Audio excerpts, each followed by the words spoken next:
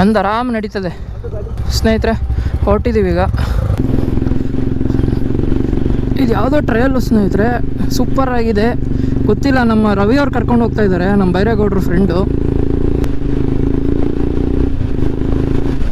Straight ಬನ್ನಿ, ಒಂದೇ road.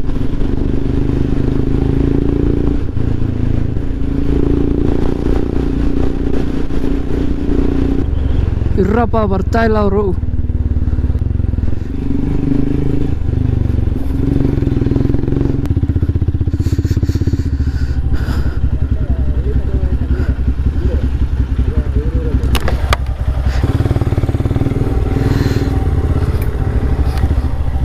ಹುಷಾರ್ ಭಯ, ಇಲ್ಲಿ ಒಂಚೂರು ನ್ಯಾರೋ ಇದೆ.